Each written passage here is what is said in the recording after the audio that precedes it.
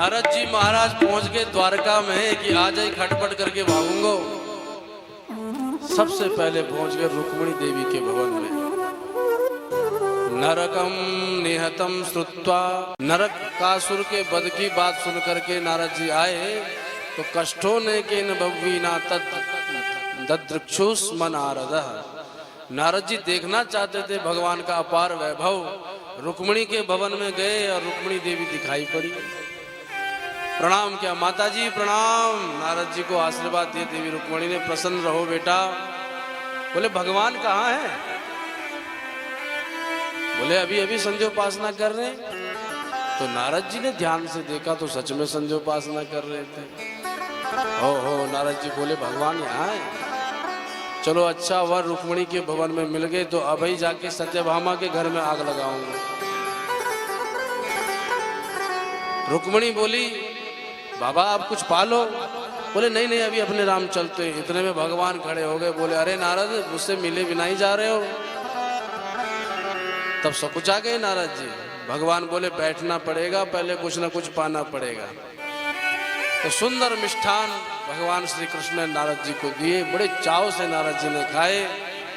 फिर भगवान से विदा लेकर के निकले और बाहर निकलते घुस गए किसके भवन में? सत्यभामा के।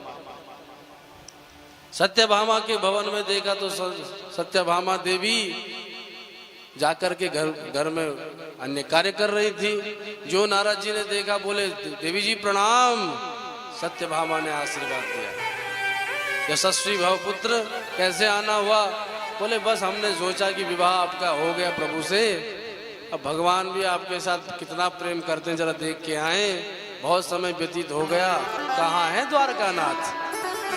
क्योंकि जानते हैं द्वारकानाथ तो रुक्मिणी देवी के महल में है। अभी पूछ ही रहे थे कि कहाँ है द्वारकानाथ। इतने में भगवान भीतर से निकले। कहो नारद जी कब आए? अरे बैठो। नारद जी सब पका गए कि प्रभु यहाँ कब पहुंच गए। कहीं भीतर से गुप्त सुरंग तो नहीं लगा रखी है।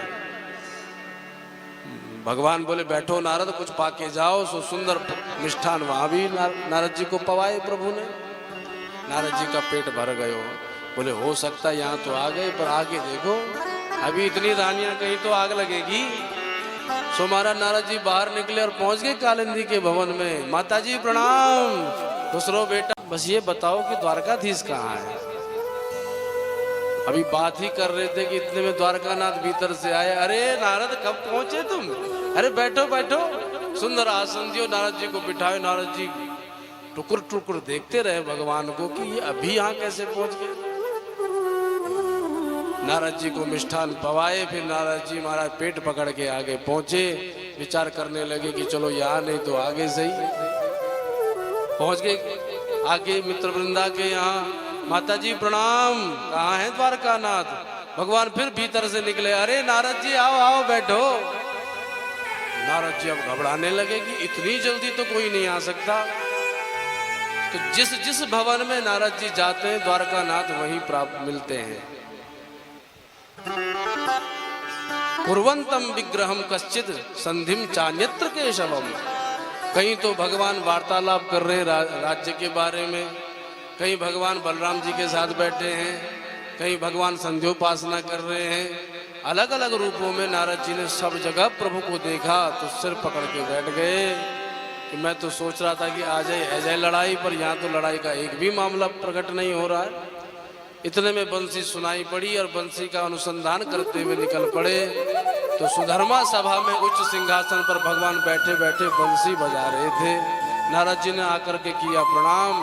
भगवान बोले बेटा तेरे बाप हमारी माया नहीं समझ पाए तो तू कहाँ समझे? तुम्हारे पिताजी भी आए थे हमारी परीक्षा लेने, पर वो भी नहीं समझ पाए। तो बेटा तू क्या, तेरे तो अभी दूध के दांत नहीं गिरे हैं। ऐसा कह के भगवान ने मानो उपहास कियो।